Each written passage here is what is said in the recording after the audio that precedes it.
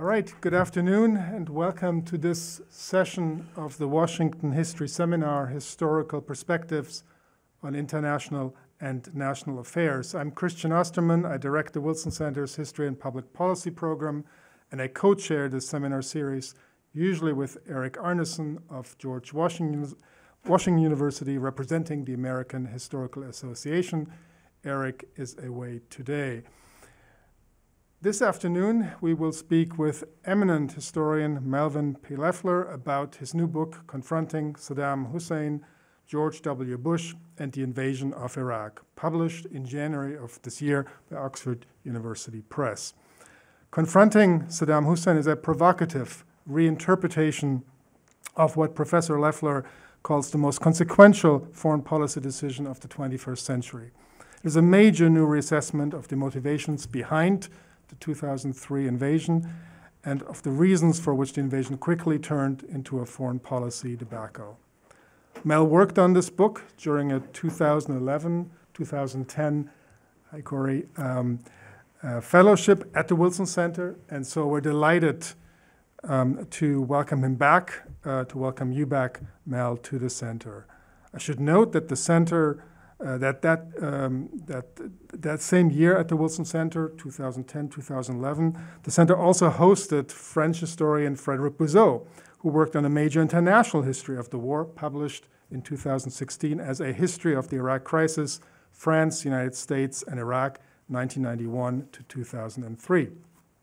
And even a few years before that, in 2003, Charles Dulfer, the former deputy executive chairman of the UN Special Commission on Iraq from 93 to 2000, was at the Wilson Center working on a historical subject on the World War I issues of disarmament when he got the call to lead the Iraq survey group in search of weapons of mass destruction stockpiles.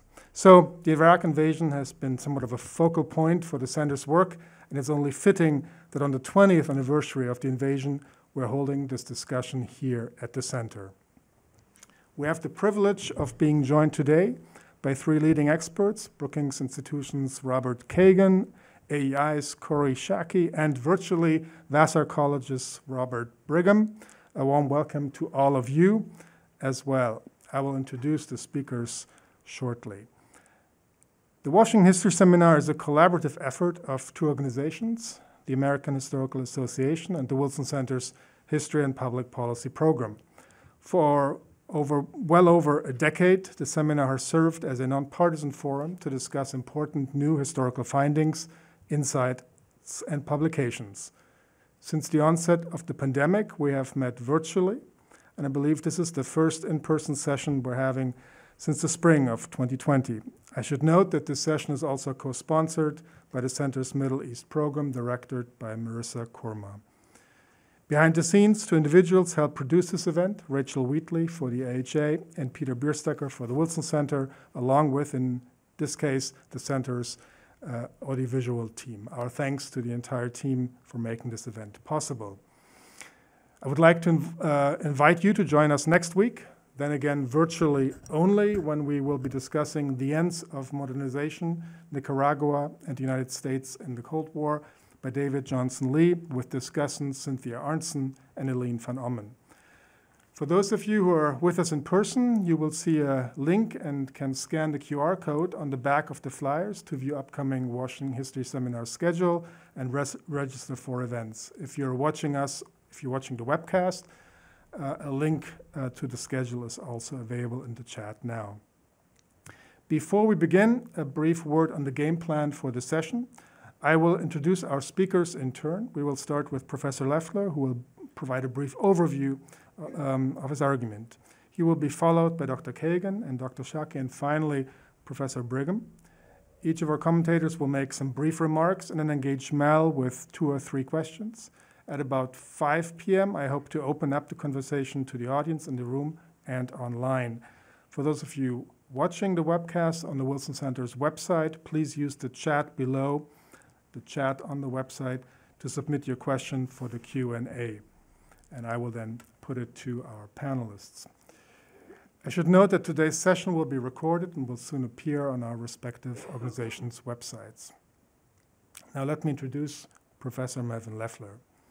One of this country's most distinguished diplomatic historians, Dr. Leffler is Emeritus Professor of American History at the University of Virginia and the author of several books on the Cold War and U.S. relations with Europe, including For the Soul of Mankind, published in 2007, which won the George Louis Baer Prize of the American Historical Association, and A Preponderance of Power, published in 1993, which won the Bancroft, Hoover, and Farrell Prizes.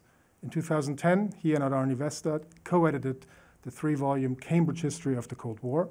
In 2017, he published Safeguarding Democratic Nationalism, U.S. Foreign Policy and National Security, 1920 to 2015. He has served as president of the Society of American Foreign Relations, as Harmsworth Professor at Oxford University, and Dean of the College and Graduate School of Arts and Sciences at the University of Virginia. He has been a fellow at the Center on several occasions, and he co-chairs the Academic Advisory Board of the History and Public Policy Program. It's wonderful to launch this book, your book, here with you, Mel. You have the floor. Yep.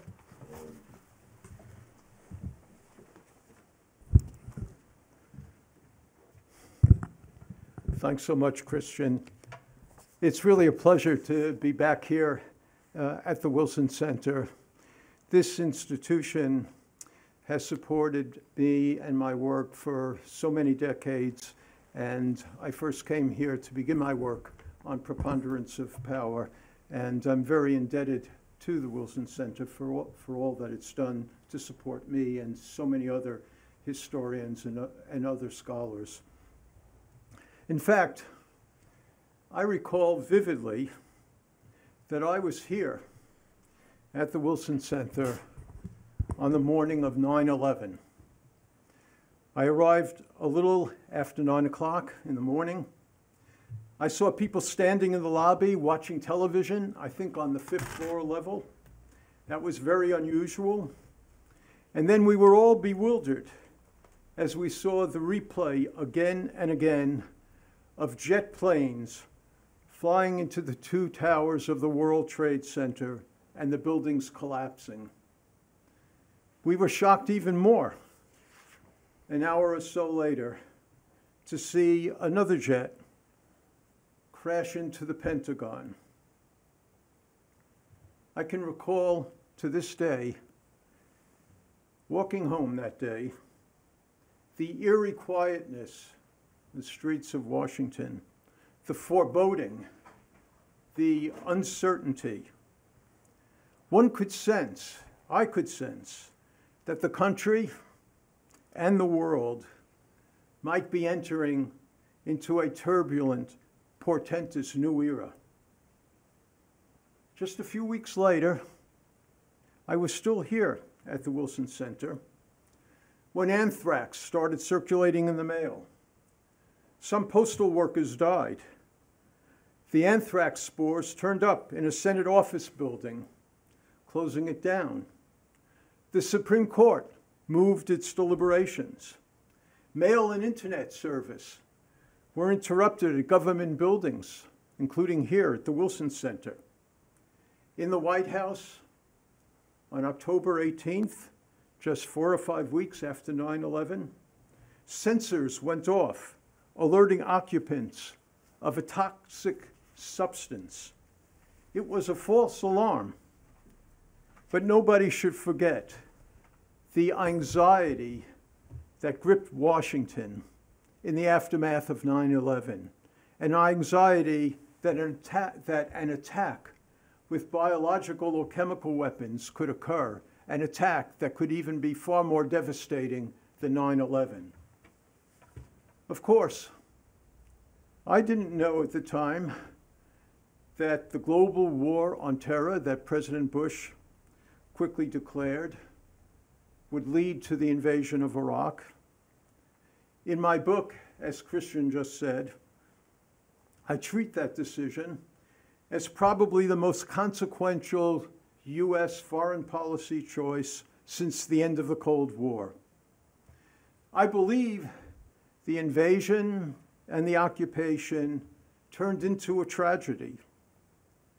The war and the insurrection that followed, along with the counterinsurgency and the sectarian strife and bloodletting inside Iraq, led to the deaths of over 200,000 Iraqis and the displacement of 8 or 9 million more.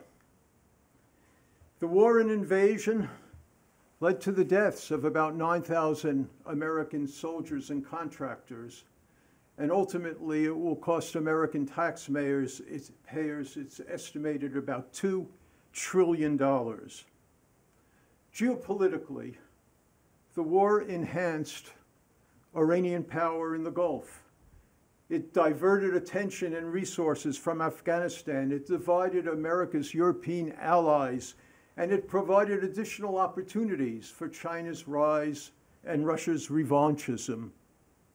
It fueled the sense of grievance among Muslims, heightened anti-Americanism, and complicated the war on terrorism. At home, it accentuated partisan rifts and even more profoundly, sundered trust in government. So why did the war take place? And why did the invasion go so badly? That's what my book is all about. But the purpose of my book is not to indict or to acquit. I try to understand, I try to explain, I try to assess, I try to extrapolate lessons.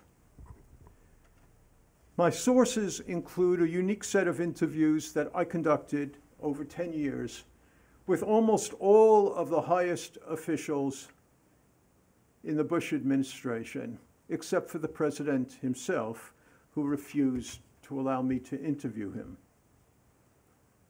The interviews were extremely revealing, and I'm grateful for the time busy former officials spent with me. But I always was aware in conducting the interviews that the policymakers I talked to were far better able to spin than I was to probe. I did not abandon my long-held conviction that documents are vital for writing good history. Interviews cannot substitute for documents. They can complement, they can supplement, but they cannot substitute. To write this book, I relied on as many American declassified documents as I could access, even though many of my own submissions for mandatory declassification and for freedom of information were either denied or in full or largely redacted. But in addition to the documents that have been secured by the National Security Archive and other agencies, I also mined the documents emanating from the Chilcot inquiry in Great Britain, as well as employed the captured Iraqi documents, some of which have been translated into English. For one of the last chapters of my book that deals with the inspections in 2002 and 2003, in the winter of 2002 and 2003, I used printed UN documents. As I researched, I saw more complexity. As I researched, I saw more contingency. The Bush administration did not come into office intent on going to war in Iraq to produce regime change. There would have been no invasion of Iraq without 9/11, no invasion of Iraq without Saddam Hussein, no invasion of Iraq without the belief that Iraq possessed weapons of mass destruction. As I researched, I became more and more empathetic and also more and more critical. I came to understand the fears and the emotions that gripped policymakers in the aftermath of 9/11. The apprehension, the anger, the embarrassment, the sense of responsibility. But as I wrestled with the evidence, I was shocked by the flaws in the policy process, the poor planning, and the unwillingness to re-examine assumptions and think long and hard about consequences. When readers peruse my book, and I hope you will, I hope readers will suspend their preconceptions and look at the evidence carefully. Both the evidence evoking empathy as well as the evidence provoking criticism. At the end of the story, I'm sure readers will see much that will confirm their predilections. But I hope they will also see evidence that will impel a re-examination, a rethinking of critical assumptions. Knowing full well that this is just the beginning of serious historical inquiry, I'll succinctly state my most important conclusions. First, I argue that President Bush, not Vice President Cheney, not Secretary of Defense Rumsfeld, not neocons like Paul Wolfowitz, made all the key decisions regarding Iraq. I show that Bush did not rush to war. His war planning did not mean war. After General Franks visited Crawford during Christmas 2001 to present the first iteration of the war plan, General Franks subsequently reflected, quote, "I never got the sense that Bush wanted to go to war. That was never communicated to me. I left the ranch at Crawford thinking it was not certain that America would go to war in Iraq, but it was certain that we would set the conditions that would allow us to launch a decisive campaign should the president order us to do so," end quote. I explain Bush's motives, which I emphasize were not the same as his goals. He was not motivated by oil, not motivated by Israel, not motivated by a quest for hegemony, not even motivated by a missionary fervor to spread democracy.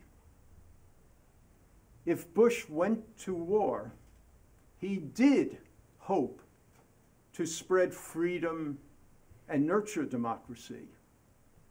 But that was not why he went to war. Bush's overriding motive was to prevent another attack. I examined the mix of emotions, interests, ideas, and ideals that shaped the president's thinking and his calculations. Fear and power, guilt and hubris, uncertainty and credibility, danger and opportunity.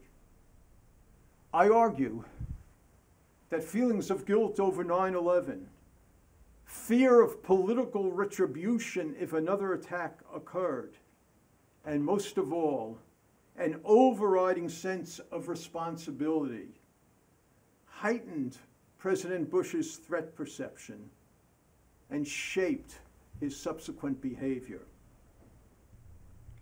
I discuss at great length why the intelligence community thought what they thought they knew about Hussein's weapons of mass destruction, and what intelligence analysts thought they knew about Saddam Hussein's links to terrorists. I show that the analysts struggled poorly struggled to do the best they could with suspect informers and inadequate and inept collection methods. I described what Michael Morrell, President Bush's daily CIA briefer, told the president. Hussein, Morrell informed Bush, had nothing to do with 9/11, quote, zero, zippo, nothing, end quote. But Morrell also told Bush that Iraq was a terrorist state. They conduct their own terrorism, quote, end quote. Their intelligence service conducts terrorism in places around the world, and they give money, training, to a bunch of Palestinian groups, end quote. Saddam Hussein, Morrell said, had few, if any, contacts with al-Qaeda terrorists. Nonetheless, Morrell warned the president that, quote, although Hussein and al-Qaeda had diametrically opposed interests and diametrically opposed ideological orientations, the possibility still exists of limited cooperation against a mutual enemy, the United States, end quote. I claim that the president had a strategy, one that he and his national security advisor, Condi Rice, liked to call coercive diplomacy. I analyze in the book why coercive diplomacy was flawed, beset as it was by contradictory goals and competing priorities. I examine how President Bush tried to implement coercive diplomacy in conjunction with the British. I outline his very close relations with Prime Minister Tony Blair, and I also emphasize the importance of David Manning's relations, Blair's national security advisor, with Condi Rice, and the importance of Powell's relations with British Foreign Secretary Jack Straw. I show in the book that the outcome of coercive diplomacy was contingent on Saddam Hussein's response. The end result of coercive diplomacy might not have been war. Saddam Hussein needs to be an important character in any study of the American decision to go to war. That's why I start my book with a chapter that outlines Saddam Hussein's character and his career. I stress his considerable achievements inside Iraq in the 1970s, and then his subsequent failures in the 1980s and 90s. I stress his opportunism, his brutality, his pragmatism, his inconsistency, and his megalomania. I interrogate the flawed implementation of Bush's strategy of coercive diplomacy. I show that it was launched without much consideration of how it might play out, without weighing costs and benefits, without careful consideration of the end game of the so-called Phase 4 of the war plan. In the last substantive chapter of my book, I examine the first months of the occupation and I highlight the unpreparedness, the dysfunction, the friction, and the acrimony. I look at the strained relations between the Office of Reconstruction and Humanitarian Assistance, ORHA, and CENTCOM, the strained relations between State Department officials and Defense Department officials, and the strained relations between Paul Bremer, the head of the newly created Coalition Provisional Authority, and Secretary of Defense, Donald Rumsfeld. I explain the initial decisions regarding the Iraqi army, de-Baathification, and the composition of the Iraqi interim authority. And I explain why they were so difficult and why the consequences became so dysfunctional. Overall, my book is designed to capture the texture of the decision-making process. I illuminate the changes, the challenges that inhered in the post-9/11 environment. I highlight contingency.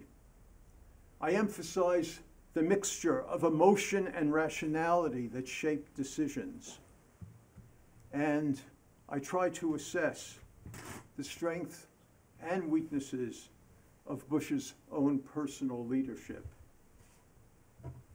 The invasion and the occupation were shaped by fear, power, hubris, credibility, and dysfunction. There are lessons to be learned. I'll quickly enumerate them. Policymakers need to modulate their fears. They must calculate carefully what might constitute an existential threat. They need to be able to re-examine assumptions, like the one that Iraq possessed weapons of mass destruction. Policymakers, I show in my book, knew that the evidence for Saddam's weapons of mass destruction was far from conclusive. They knew that. But they also knew other things. They knew that Saddam Hussein had developed weapons of mass destruction, had used weapons of mass destruction, had lied about his weapons of mass destruction, and had concealed his weapons of mass destruction. That's what proved determinative in their thinking. What was important was to step back and re-examine basic assumptions. Yes, that's easy to say. It's very easy for me to say. But how many of us, how often have I really re-examined basic assumptions?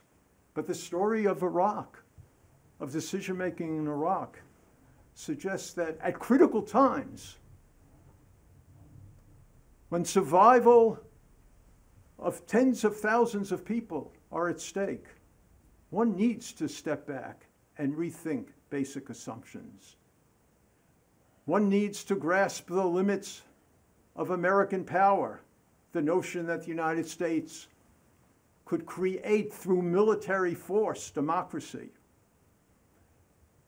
One needs to curb one's hubris, to grasp the sensibilities and perceptions of target populations. The idea that Iraqis would meet Americans with chocolates and flowers, as Iraqi exiles told President Bush, should have been examined closely. American officials should have known that the Kurds in the north and the Shia in the south deeply, deeply distrusted Americans and American promises. Most of all, perhaps, policymakers can learn that they need to analyze the consequences and costs of prospective actions before initiating them. They need to set priorities carefully. They need to clarify goals. They also need to insist on better staff work. The most important memo suggesting uncertainties about the desirability of invading Iraq, the memo written in the Office of Near Eastern Affairs called The Perfect Storm, the State Department's Office of Near Eastern Affairs, was a terrible memo. Read it, it's available. It simply outlines all the things that could possibly go wrong, pre-invasion, during invasion, post-invasion, 20, 30, 40 things for each category without any effort whatsoever to examine closely which were the things that most likely would go wrong and what would be the consequences. Better staff work is a real lesson of this story. And of course also the importance of struggling hard to link means and ends. When readers finish my book, I hope they will ponder, as I often do, whether the venture was flawed because of its conceptualization or doomed because of its execution, or both.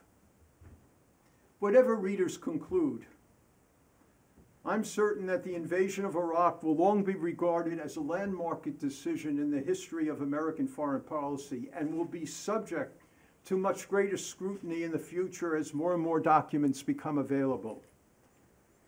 Mine is simply an effort to grapple with the tragedy that we are wrestling with next week on the 20th anniversary, and that we will be pondering for many years to come.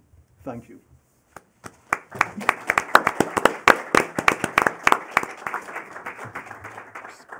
Thank you so much, Mel.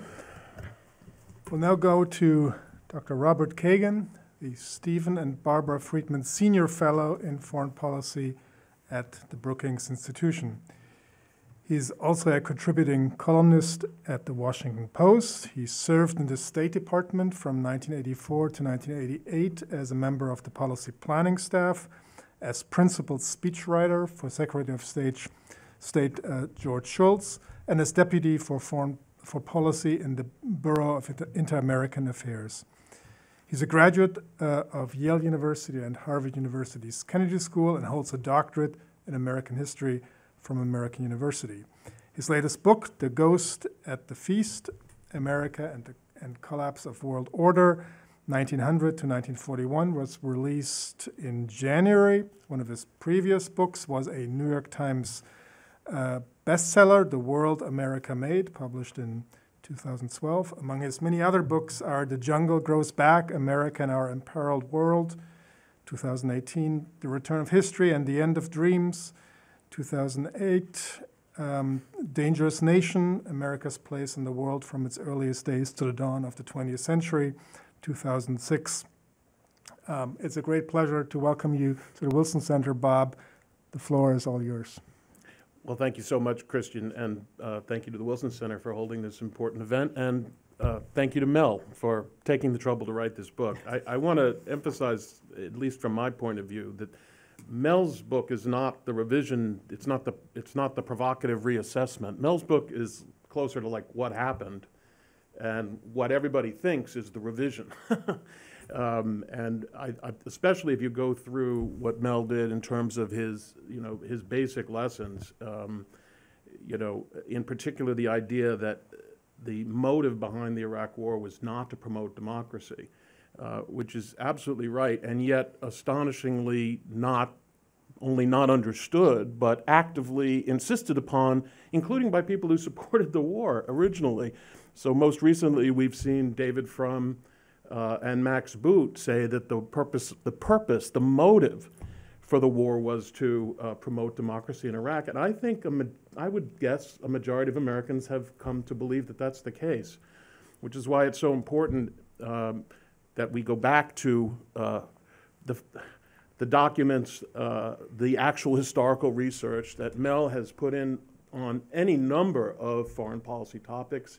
His book, The Preponderance of Power, is probably the definitive book, at least in my view, on the nature of the Cold War. His work on the 20s is definitive in that period, all of which marked by an incredibly professional attention to the documents, to the decision-making process, and as he has said, with an attempt at least to understand why the policymakers made the decisions that they made. And now he has brought that level of professionalism and erudition to the Iraq War, and I hope that it can begin to break through a lot of the misconceptions or misinformation about why the United States went to war in Iraq, and what was the nature of the failure. And I think that's important because, of course, we are all obsessed with the question of how do we not get into another Iraq. And therefore, it's important to know why we got into Iraq in the first place and not have mythology about why we got into Iraq. Because if we say, well, we went into Iraq to promote democracy by force, we can solve our problem by saying, well, let's never promote democracy by force again. But of course, that's not what we did. That's not what the United States did. That was not the motive. And so we're left with a much harder set of decisions. These really were security issues first and foremost.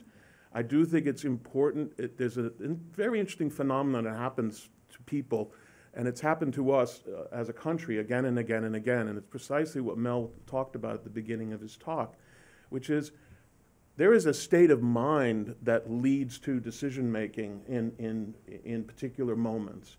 And usually that state of mind is fear when it comes to war.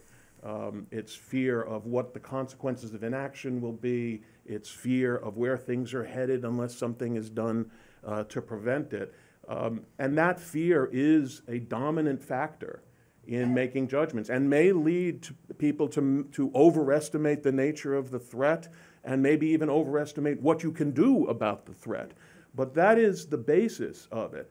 The problem is that once the fear is gone, people forget that there ever was fear, and then they start searching for, well, why did we do this? And if you remove the fear as the explanation, then you are left with absurd explanations like, well, I guess we must have been trying to promote democracy.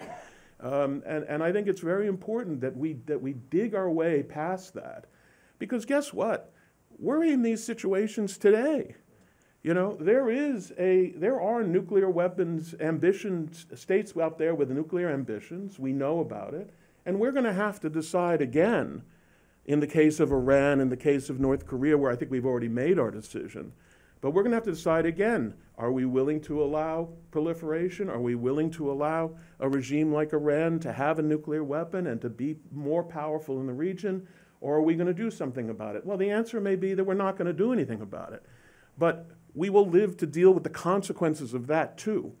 And of course, that's also one of the sort of missing elements of this, and it's something Mel doesn't get into and he doesn't have to, and counterfactual history is not something that historians are comfortable with. But decision makers have to think about not counterfactual history, but what are the alternative routes before us? And it was not simply the case in Iraq that, well, we could just launch this crazy invasion, or we could just do nothing. That was not the perception. Like right at the time, people thought that Saddam was in fact in the process of breaking out of his containment, and I think Mel demonstrates that that was true. And so it wasn't a status quo, it was an evolving situation which was going to lead to trouble down the road. Now, it's impossible for us to sit here and say, would we be better off if Saddam Hussein were still in power today? I could come up with a lot of reasons why that would not be of benefit to the world today, nor am I sure that we would have avoided going to war with Iraq sometime between the end of 2003 and today, even if we hadn't gone to war in 2003, because the problem posed by Iraq was a real problem. Let me just I'll pose a few questions for Mel because that's who we're here to hear from, and so let me just try to do that. The first question I have is there a doctrine that keeps us out of the next Iraq? And what would that doctrine look like?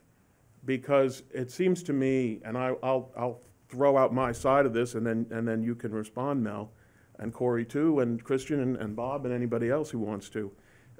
You know, if we take as a starting position that, now I've lost my track. Oh, right. Is there a doctrine that keeps us out of a war like that? Because we could say, well, we're not going to promote democracy, but are we also going to say that we're not going to maintain security in the Middle East? We can say that we're not going to maintain security in the Middle East, but if we are, then I don't know exactly how you distinguish between which wars you want to get into and which wars you don't. And I take very seriously what you say, Mel, about thinking ahead and questioning your assumptions. But let's look at where we are right now, for instance. We have a policy toward Ukraine and a policy toward China. Do we know where those policies are leading? Do we know what the end consequence is going to be of our current position in Ukraine? Is this the time when we should be examining that assumption as well, since we don't really know where all that ends? It seems to me that you're always in a position of not knowing where things end. So the question is, one question is, what are the set of principles that tell you yes here, but no there? And is there such a thing? I also want to ask what you mean by hubris exactly. The word gets thrown around a lot. Hubris sounds like something you tried to do and failed, so it was hubris to think that you could succeed. But is that just a function of whether you succeeded or not? I mean, where is the hubris in it? You could say, is it that Americans thought they could succeed? And were they wrong to think that they could succeed? And this gets to the question that you have also posed, and I think is a hard question to answer, which was the failure inherent in the decision, or were there strategic and tactical errors made in the execution that if they had not been made, if the wrong decisions had not been made on that, would we have had an outcome in Iraq that was more acceptable and more tolerable and less costly ultimately? So was it the policy, was it the decision, or was it the way the decision was executed? I don't think that is an easy question to answer. But again, if the answer is the way it was executed, then again, how do you sit here where we are today and say, this is the right route if we execute it correctly, right? Because often we do not execute it correctly. And let me just end on this. I know the Iraq War was a failure in many respects. And I agree with you that it has turned out to be the most consequential foreign policy decision of the post-Cold War era. But I think the degree of its consequentialness cannot be traced simply to the cost involved. If you think about the wars that the United States has fought, the Korean War, in which we lost, I think, over 36,000 soldiers in about 3 years of fighting, the Vietnam War, where we lost about 54,000 soldiers in about 10 years of fighting. I sometimes look at the first 4 weeks of World War II as being the greatest catastrophe in the history of American foreign policy. We lost thousands and thousands of soldiers. Our base in the Philippines was overrun immediately, et cetera. You know, why? The question I have then, and it is not true, by the way, that America's standing in the world was irreparably harmed by Iraq. All we have to do is look at the way the world is looking to the United States today for protection. So I'm just not sure exactly what it is, even though I agree that this is the way Americans view it. But why do they view, what is it about the Iraq War that has made it such a huge issue, as opposed to being one of several relatively minor, in historical terms, conflicts that the United States has gotten into over the past 100 years? I know I've gone on for too long, but I'll end it there. No, thanks, Bob. That was brilliant. Mel, over to you. Well, Bob, you've raised some really profound issues here that we could probably be discussing for hours and hours, and I'm sure Corey and Bob Brigham have some strong views about this as well. But I'll try to answer succinctly. These are really terrifically provocative, stimulating questions. Is there a doctrine that keeps us out of the next Iraq? And I would say, no, Bob, there is no doctrine, and there shouldn't be a doctrine. Doctrines simplify things too much. What I've learned about policy making and what I try to underscore really in all my books is that decision making is an agonizing, difficult, challenging process. What I would like people to take away from my book is not that there's an alternative doctrine, but that policy making needs to be done carefully, systematically, thoughtfully. And I think a lot of those qualities were absent in the situation. And that relates very much to the question that you say, was the problem really inherent in basically in the conceptualization, in the desire to go to war, or whether it was the execution? I purposefully raised that at the end of my talk, and I did it purposefully because I think it's an incredibly difficult question. And I don't think that the flaws were absolutely inherent in the conceptualization. I really came to understand the motives for intervening. But I also came to feel that if one had thought through the consequences more systematically and the prospective costs more systematically, you probably would have decided and should have decided that there were other things that should have been done. So I agree with you saying that it wasn't a question of going to war or not going to war. Iraq was a profound problem, and there was reason for fear. The simple reason that, and one that George Bush really did believe, in my opinion, was that weapons of mass destruction might be handed off to terrorists, maybe even al-Qaeda terrorists. But as you suggested, there was also a great fear that the sanctions would end, which everyone thought they were. Saddam would break out of containment, which seemed pretty imminent, and that he would embark. As everyone thought at the time, and as most people believe in retrospect, he would have embarked on developing weapons of mass destruction.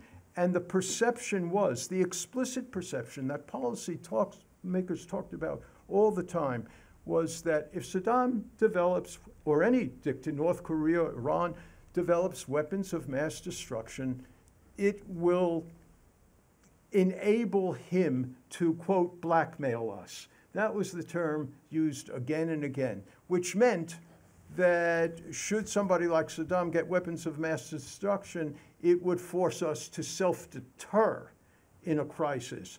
It would impel us not to do the things we otherwise would have done. So that fear was pervasive, and what I say in the book is that when fear is mixed with a great sense of power, it's a dangerous combination.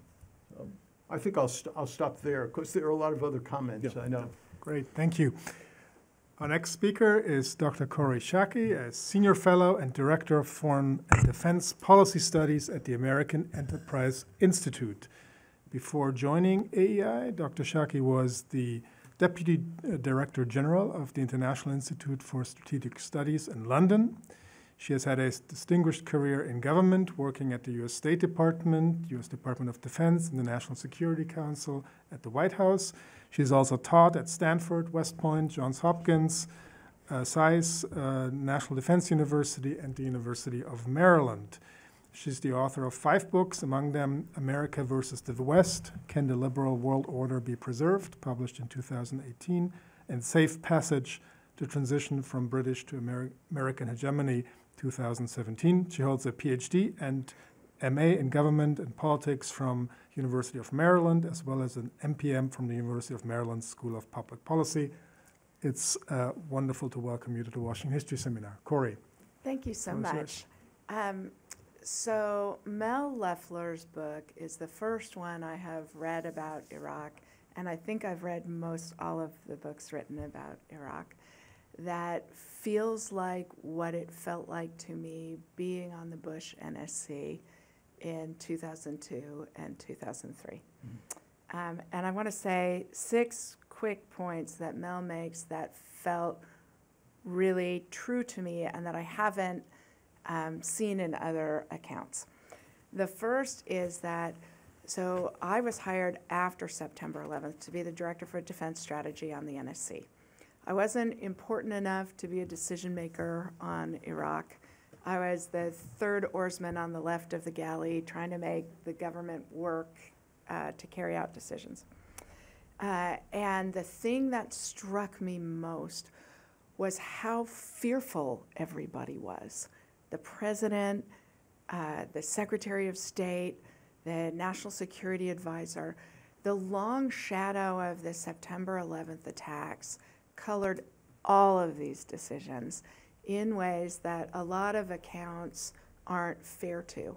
The profound sense of having failed the American public about September 11th colored these decisions in really powerful ways, so much so that I think if the sanctions regime had been collapsing even 2 years later, you would have had a different decision.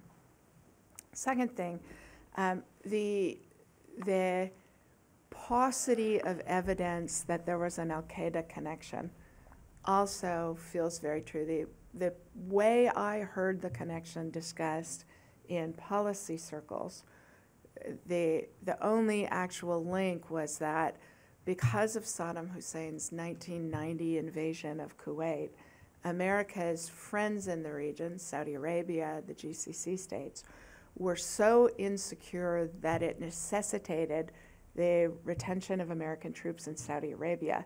And that was clearly driving al-Qaeda as a political force in the region and as an effective terrorist force. Third thing is that the sanctions regime really was collapsing.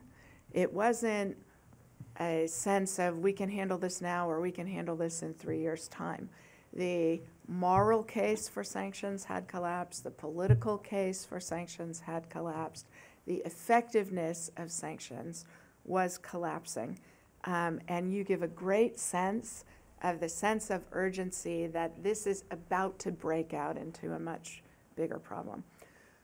Fourth, what the UN weapons inspectors had not known about the Iraqi nuclear programs in 1990 and what was revealed after the 1991 Iraq War, it fueled this fear. It was a belief that we can't know what's happening inside Iraq. And the games Saddam Hussein was playing with UN weapons inspectors accentuated that fear hugely. Fifth, I did feel the resonance of the discussion Mel has about hubris. That did actually feel true to me, that the swaggering confidence of General Franks that we didn't need a phase 4 plan, the unwillingness to intervene as the insurgency started spinning up. But even the example that returns to me is DOD was so anxious about the inadequacy of the political planning that had been done for the war that they got together an interagency working group to kind of red team what could go wrong and what should we be doing to shield ourselves against the emergence of those conditions. And we could not get anyone senior to me from the State Department, from the NSC, from any place else to participate in the process because they were so busy getting ready for the war.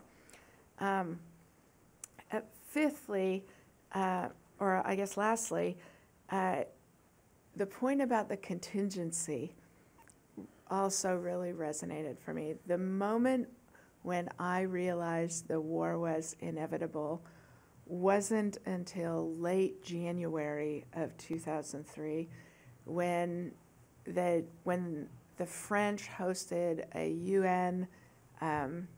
UN meeting on terrorism and used that opportunity to attack the American case of concern about Iraq's choices. I happened to see Secretary Powell when he came back from that meeting, and that's the moment it seemed to him it was inevitable too, and we had a conversation about that. The last thing I will say is that strategic failures are failures of imagination, and that comes through so beautifully in the book. All of the things, all of the paths that might have been explored that weren't, for reasons of fear, for reasons of hubris, for reasons, and also for reasons of Saddam Hussein's fear, right? Like the reason he was playing all these games, projecting that he had a program, was about domestic political control. And the failure of imagination on our part to think about that somebody else might have domestic politics that drive their national security choices really was striking. Okay, two quick questions. One, about the role of personalities in the American, there's the famous anecdote about Richard Armitage being interviewed to be the Deputy Secretary of Defense, and at the end of the interview, Secretary Rumsfeld says, listen, I don't think you're going to be the Deputy Secretary. And Richard Armitage's ostensible response was, oh, I can assure you I'm not going to be the Deputy Secretary of Defense. That the outsized personality, in particular of Secretary Rumsfeld, but the way that interplayed with the president's relationship with Vice President Cheney and Condi Rice's view of her job as National Security Advisor as not the peer of the cabinet. I mean, the Bush administration felt so dysfunctional to me in 2002 and 2003, largely because processes got overrun by personalities. And I wonder whether that feels true to you. And then the second question is about the role of Britain, because Tony Blair has been so castigated and future British foreign policy choices have been so constrained by the British conclusion that they made a choice to side with us in order to influence our policy choices. And the British conclusion is they had no influence over those choices. My recollection was Blair had a lot of influence until that January UN meeting that the French derailed. And I wonder whether that feels true to you. He convinced Bush to ask for a second vote at the UN, which may have been a diplomatic disaster. It's a great point, Bob. Yeah. Well, Corey, thanks so much for those comments. You were there, so it's nice to know that you think that I captured the texture of what was going on. I worked very hard to do that, and one thing that I'd like to underscore that both you and Bob said was the role of fear.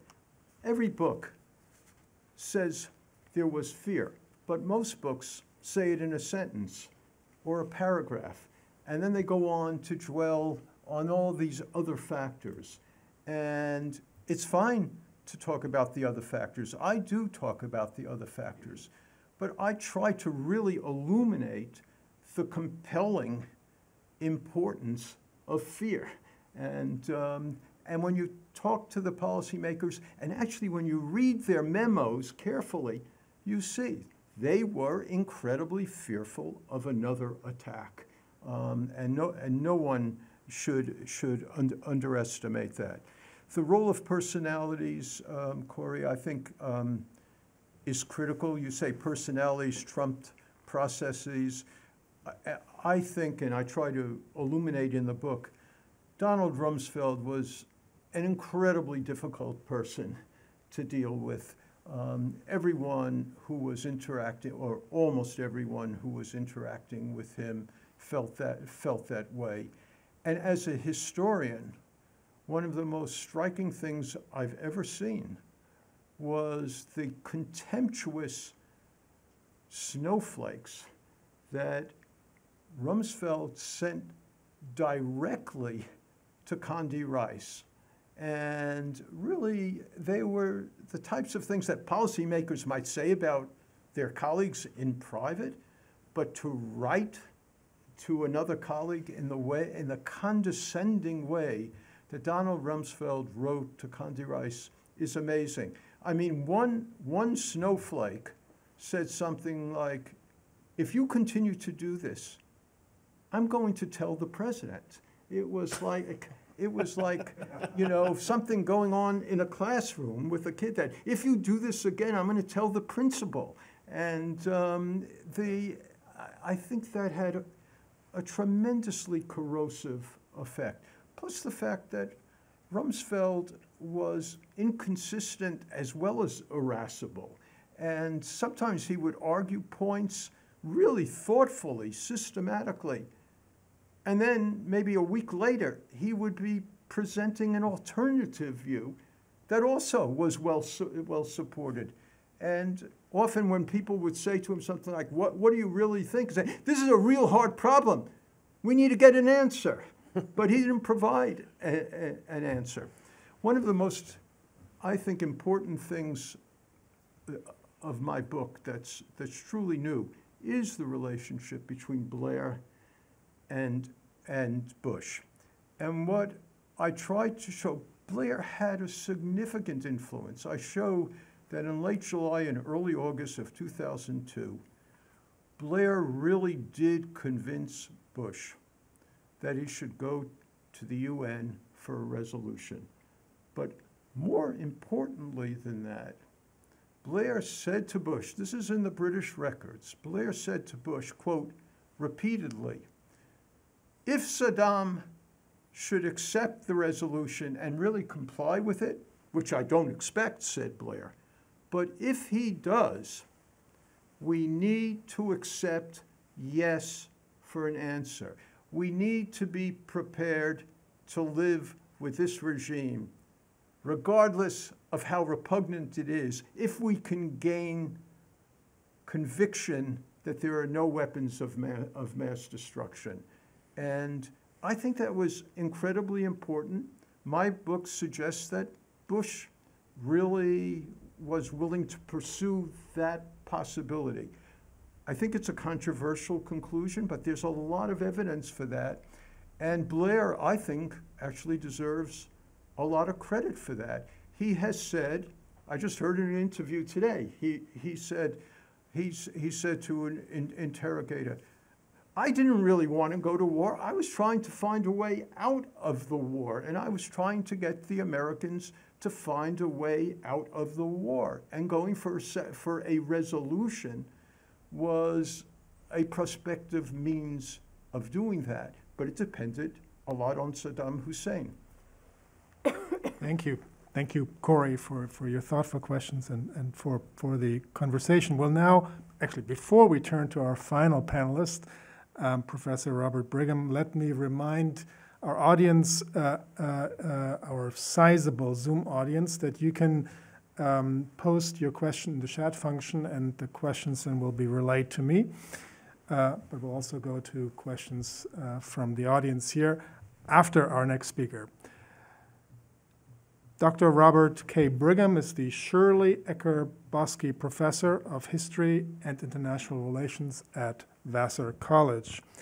He is the author or editor of 9 books on the history of U.S. foreign policy, among them Reckless, Henry Kissinger and the Tragedy of Vietnam, published in 2018. The United States and Iraq since 1990, A Brief History, and also relevant for our discussion here today, Is Iraq Another Vietnam, published in 2006. Bob, it's wonderful to have you with us virtually. You joined at fairly short notice, so I'm particularly appreciative that you're here, and the Zoom room is yours.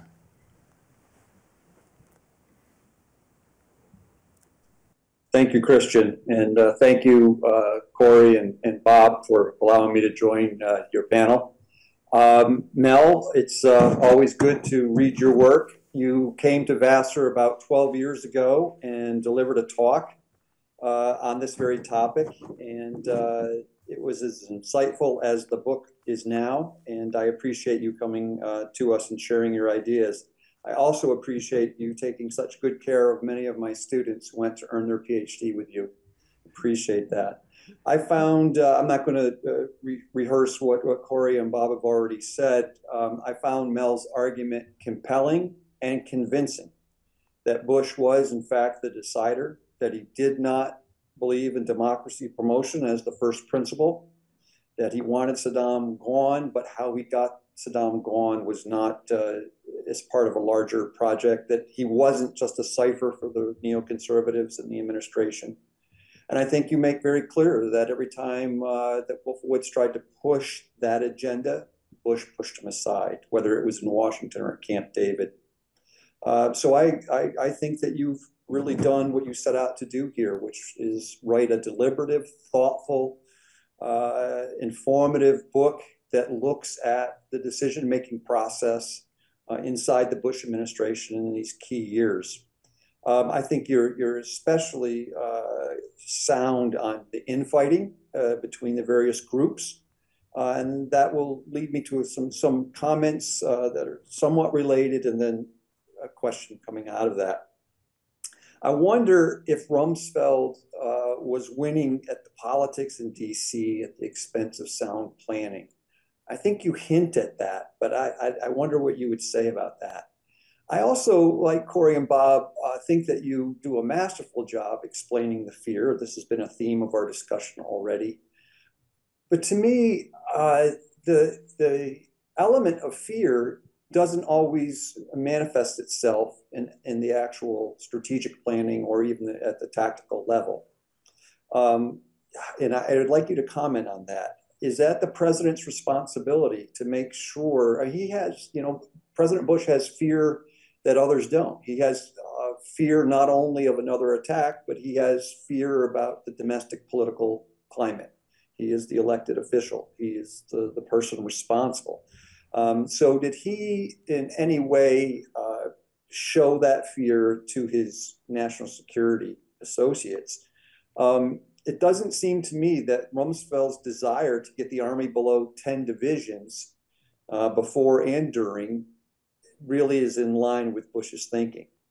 For Iraq planning, Rumsfeld required the Army to project all forces for the entire campaign, and then he required RFFs, the request for forces, on an individual level. The total opposite of what happened, of course, at D-Day.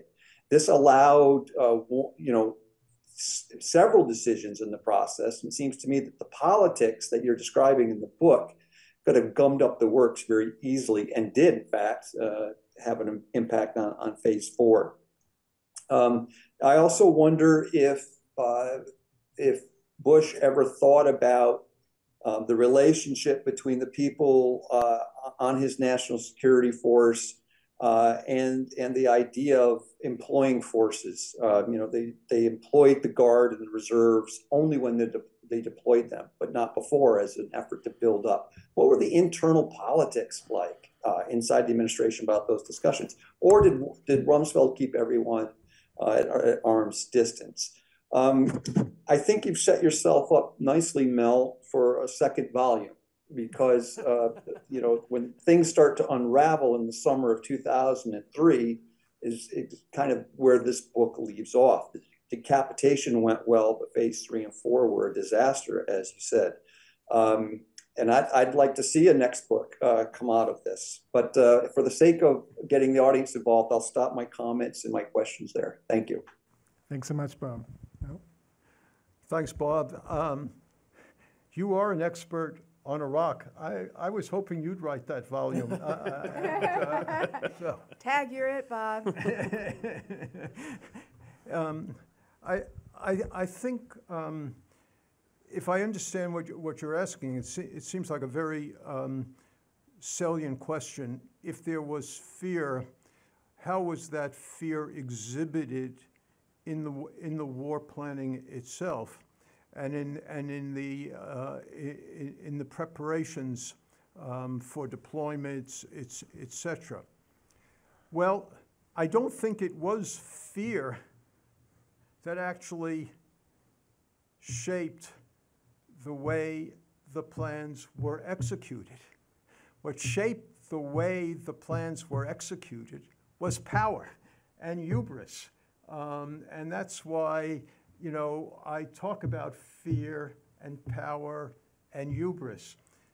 The policymakers' fears, including those of Rumsfeld's, were really about short-term fear of another attack inside the United States that had nothing to do with Iraqi military capabilities, or long-term, medium-term and long-term fears about Iraqi developments of weapons of mass destruction that might paralyze American action in some future crisis. Those were the fears, but there was great confidence that if the president went to war, victory would come very quickly. And in truth, phases 2 and 3, you might say, of the war were effectively constructed. I mean, the sense of American power in traditional combat, you might say, was demonstrated.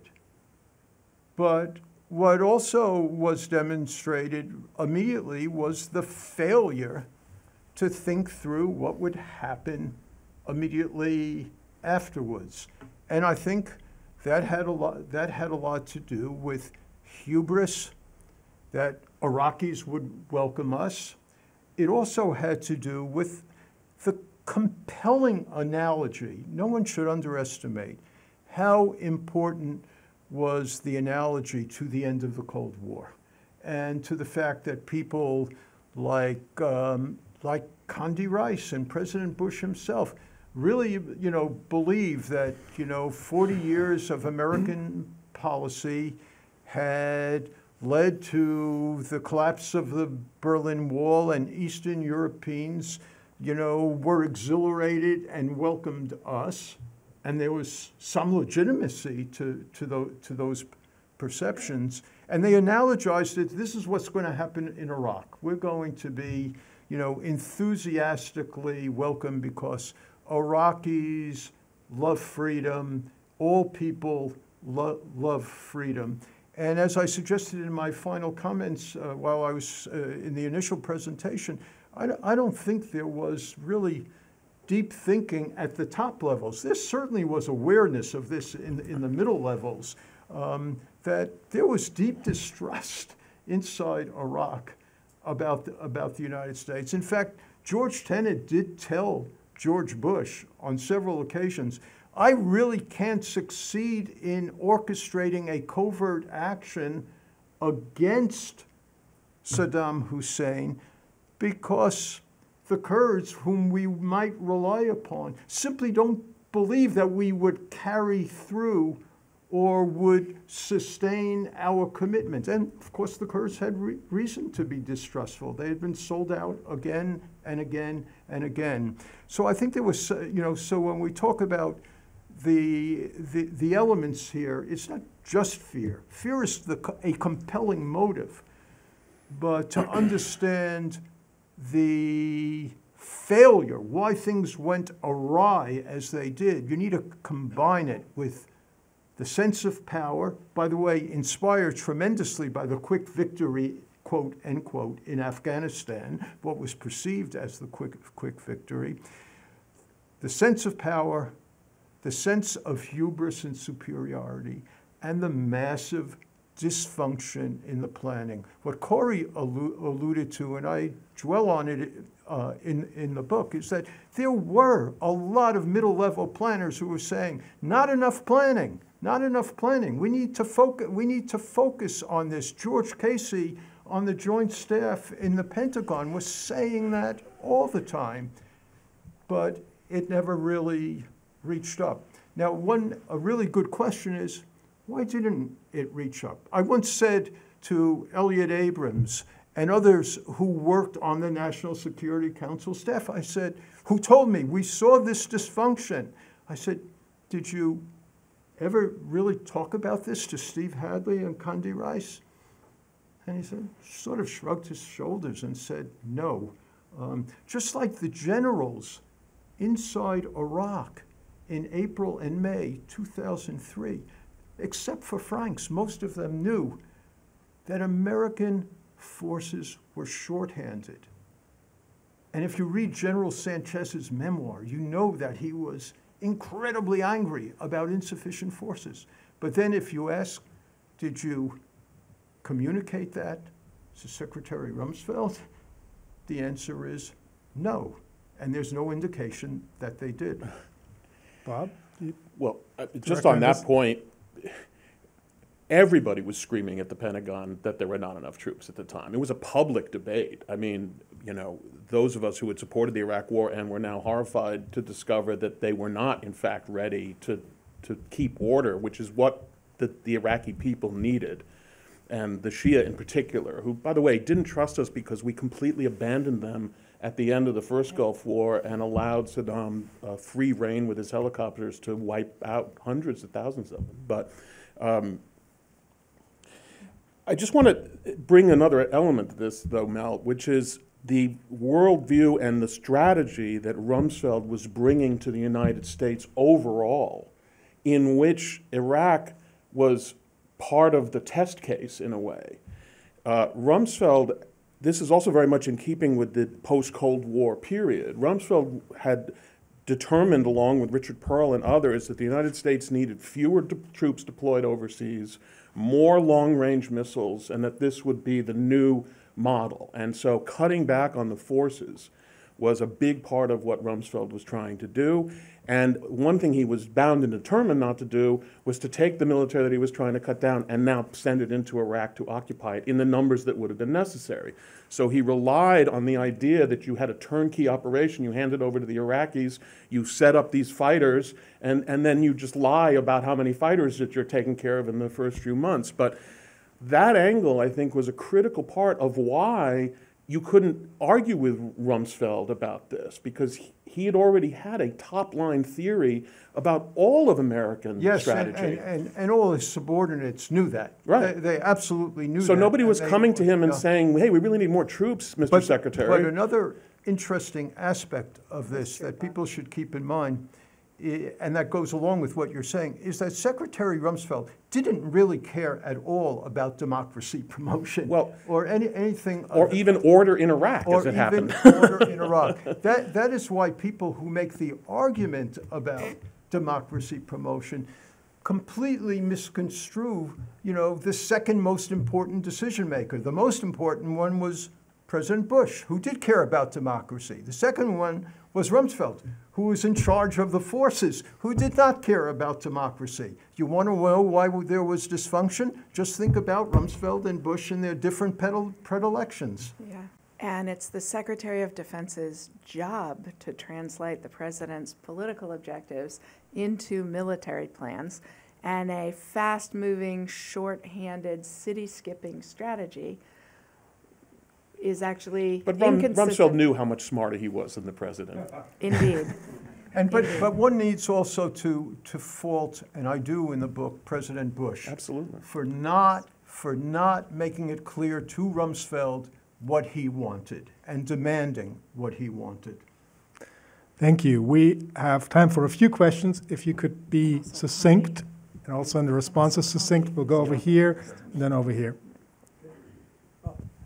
Thank you very much, Benjamin, to a retired civil servant. Did the administration understand that a one-person, one-vote regime in Iraq, which was a possibility following the overthrow of Saddam, would mean the empowerment of the Shias and the strengthening of Iran's position in the region? Thank you. When you say, did the administration know, different analysts, different policymakers had very different views of what to do in terms of configuring a new government inside Iraq. So during this period of time that I'm focused on, let's say from March to September of 2003, the focus is not really during that period of time on creating a constitution or working out the issues that you're alluding to that would subsequently become very important. But the focus during these first few months of occupation in Iraq was who should constitute an interim government and how to put that interim government together and who should be relied upon. In trying to grapple with those issues, yes, there was recognition, and Paul Bremer did recognize the importance of trying to find some sort of balance between the many different factional and sectarian groups. But it was difficult. He was trying to do that, but at the same time, his own attitude toward Iraqis was perceived by Iraqis as being extraordinarily condescending, indeed, I would say even toxic, and that was a real problem. Thank you. Over here. Tom Parker, George Washington University. Would the panelists agree that there were three major achievements coming out of the invasion in the WMD area? First, the invasion caused Saddam to destroy his WMD, even though he didn't tell the international community. Charles Leffler told me several weeks ago at an AEI conference that he was pretty close to having a rudimentary nuclear weapon. Secondly, removing him means he's not going to reconstitute his programs. Iraq's not a WMD state for the foreseeable future. And then third and finally, one does read periodically in the papers that the Iranians suspended their weaponization program, not the creation of the fuels, but the weaponization program in the wake of the invasion. So that despite all the incredible problems, there were arguably some significant achievements, is the question. Thank you. Who'd like to respond? Corey? Yes, I think those are all three of those are true. And there's also the fact that, you know, for all of the suffering and death that Iraqis have been through, they do have just about the best functional representative government in the Middle East.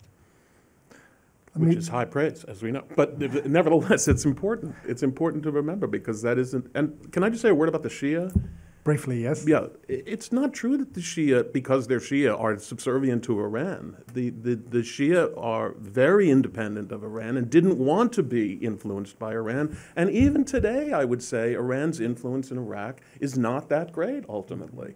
So just because they're Shia doesn't mean that they're ready to serve Tehran. And in fact, quite the contrary. There's actually a great description in a book called The Rose Garden of the Martyrs about Iran, about this hostility between Shia in Iran and Shia in Iraq. Thank you. Let's take a question from the web. Doyle McManus asked, did any senior official in the Bush administration question the notion that it would be easy to pacify and democratize a post-Saddam Iraq other than Shinseki? And why so little diversity of views on that score? I think Powell's opposition to this was well known even at the time, right? The Pottery Barn rule that he talks to the president about. Mm-hmm. Oh. Yeah, I would say Secretary of State Powell raised these issues. Clearly people in the Near East division of the State Department, like Bill Burns and Ryan Crocker, were knowledgeable about the problematic aspects of this.